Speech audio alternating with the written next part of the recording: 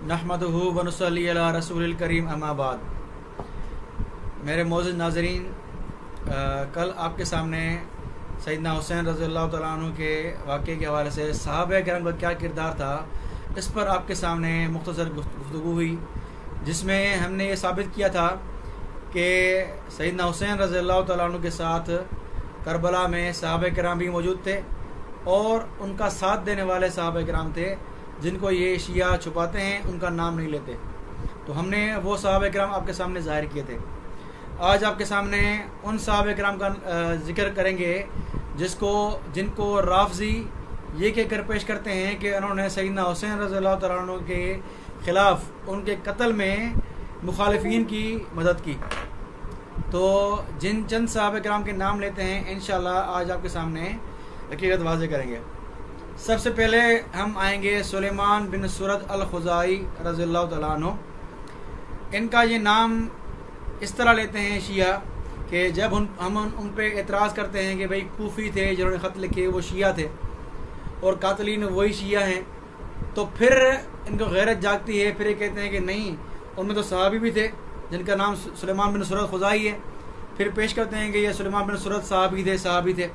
तो सहाबी भी अगर शिया कातलान हुसैन है तो फिर सहाबी भी कातलान हुसैन है। तो यानी इल्ज़ामी तौर पर हमें सुलेमान बिन सुरद रज़ियल्लाहु तआला अन्हु का नाम पेश करते हैं। ये आए आपके सामने इसकी हकीकत वाज़ेह करते हैं कि सुलेमान बिन सुरद रज़ियल्लाहु तआला अन्हु का क्या किरदार था। आज आपके सामने वाज़ेह करते हैं। देखें, ये आपके सामने शिया किताब खुली हुई है, नफ्सुल महमूम, जो इनके शेख अब्बास कुमी की है, इनका मुहद्दिस है।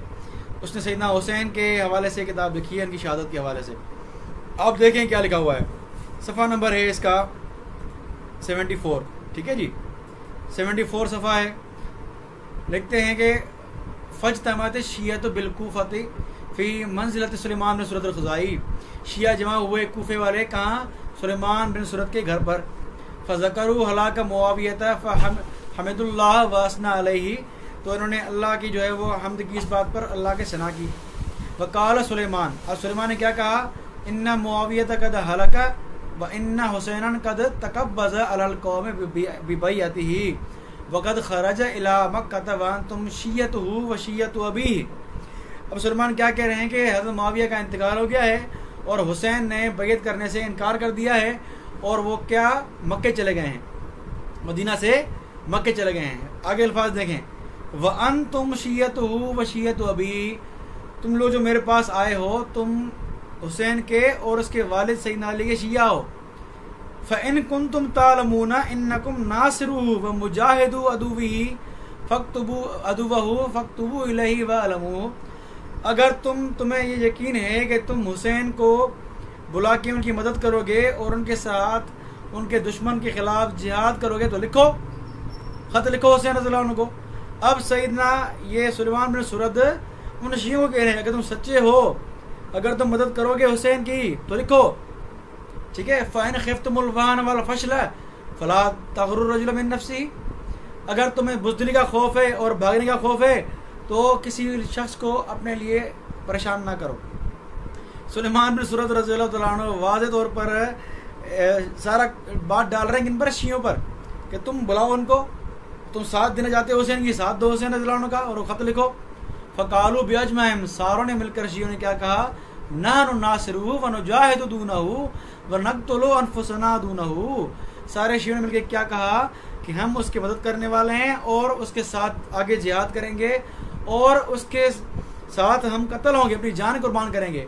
क़ाल फ़क्तुबू इलैहि। तो सुलेमान बिन सुरद ने क्या कहा? तो ख़त लिखो। फ़कतबू, फिर ख़त लिखा उन्होंने, बिस्मिल्लाहिर्रहमानिर्रहीम। फिर सुलेमान बिन सुरद ने भी साथ दिया, इनका साथ दिया।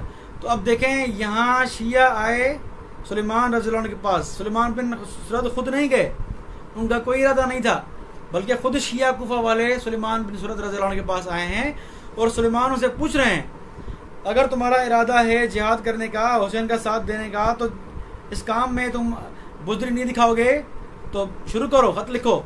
तो इसीलिए साथ दिया उन्होंने, सुलेमान रज़ियल्लाहु अन्हु ने। अब गोया ये साबित हुआ कि उन शियों ने जो सुलेमान के रज़ियल्लाहु अन्हु के पास आए थे, कूफी शिया, उन्होंने सुलेमान रज़ियल्लाहु अन्हु को धोखा दिया और फिर जब हुसैन रज़ियल्लाहु अन्हु आए مسلم بن عقیل آئے تو انہی شیعوں نے جو سلیمان بن سرد کے پاس آئے تھے انہی شیعوں نے ان کو کیا کیا، ساتھ چھوڑ دیا اور سلیمان کو اکیلا چھوڑ دیا۔ تو یہی غدار تھے، انہوں نے حسین کے ساتھ غداری کی ہے، ساتھ میں سلیمان کے ساتھ غداری کی ہے۔ یہ غدار کوفے والے ہیں، نہ کہ سلیمان بن سرد رضی اللہ تعالیٰ عنہ، قصور نہیں ان کا سلیمان کا رضی اللہ عنہ کا۔ وہ تو بیچارے بوڑھے تھے، بڑی عمر کے تھے، 90 سال تک ان کی عمر تھی جب یہ واقعہ کربلا ہوا۔ تو 90 سال کے بوڑھا صحابی اس کے پاس یہ آئے، ان کے پاس کیوں آئے؟ کوفے والے شیعوں کو پتا تھا کہ یہ بزرگ صحابی ہیں، اس دور میں یہ 90 سال کے عمر کے صحابی تھے، اسی لیے انہوں نے اس صحابی کی آڑ لے کر سیدنا حسین کو خط لکھے کہ یہ معتبر آدمی ہے، صحابی ہیں، شاید سیدنا حسین ان کی بات پر آ جائیں۔ تو کوفے والوں نے سلیمان رضی اللہ عنہ کو استعمال کیا، دھوکہ دیا ان کو، جس طرح ان کی سرشت رہی ہے کوفے والی شیعوں کی دھوکے بازی کی۔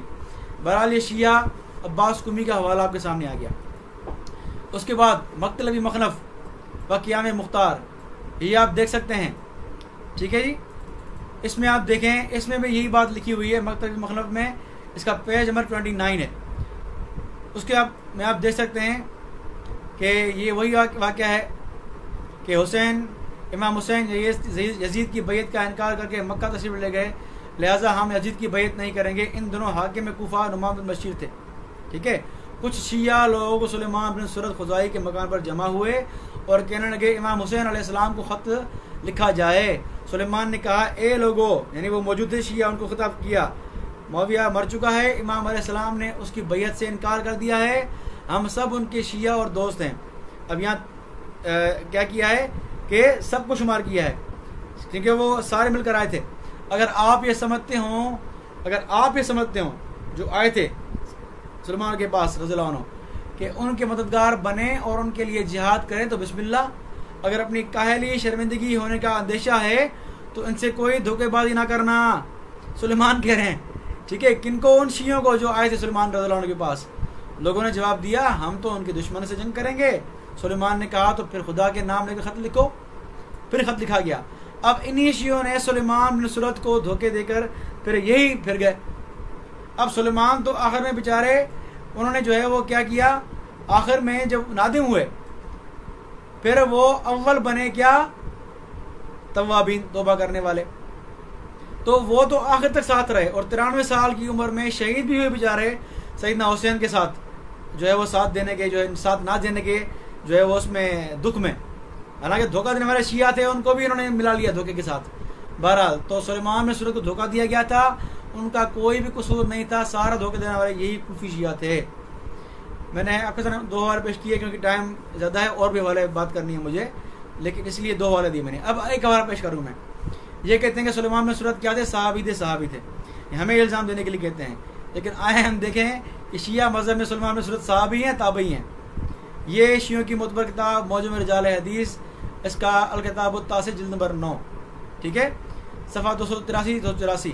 سلیمان بن سرد وہ من التابعین الکبار، وہ بڑے تابعین میں سے تھے، ورؤساءہم وزہادہم، وہ تابعین کے بڑے تھے اور زاہد تابعی تھے، ٹھیک ہے جی، اور ان کی جلالت اور عظمت کے قائل ہیں یہ۔ پھر آگے کی بات دیکھیں، ثم انما ذکر الشیخ من کون سلیمان بن سرد من اصحاب رسول اللہ لعلہ ماخوذ من بعض کتب العامہ، کہہ رہا ہے کہ ہمارے جو شیخ علی نے جو ہے اس کو سلیمان بن سرد کو صحابہ میں شامل کیا ہے، تو وہ کیوں کہ اس کو عامہ یعنی سنیوں نے صحابہ میں شمار کیا ہے، اسی لیے ہمارے شیعہ شیخ نے بھی صحابی شمار کیا اس کو۔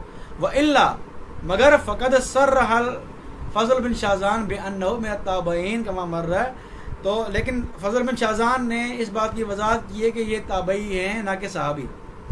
تو سلیمان بن سرد پھر بھی شیعہ کے نزدیک کم سے کم صحابی تو نہیں ہے، ٹھیک ہے جی۔ تو شیعہ کم سے کم اپنا مذہب پڑھ لیں، اگر ہمیں الزام دینے کے لیے صحابی کی بات کر رہے ہیں تو ہم نے موقع واضح کر دیا ہے کہ سلیمان بن سرد کا دھوکہ ہوا ہے۔ اچھا جی، تو آپ کے سامنے سلیمان بن سرد کا جو ہے وہ بتا دیا کہ ان کے ساتھ دھوکہ کیا انہی شیعہ کوفیوں نے، ٹھیک ہے جی۔ وہی سلیمان بن رضی اللہ عنہ کے پاس آئے، سرد کے پاس آئے، انہوں نے دھوکہ دیا۔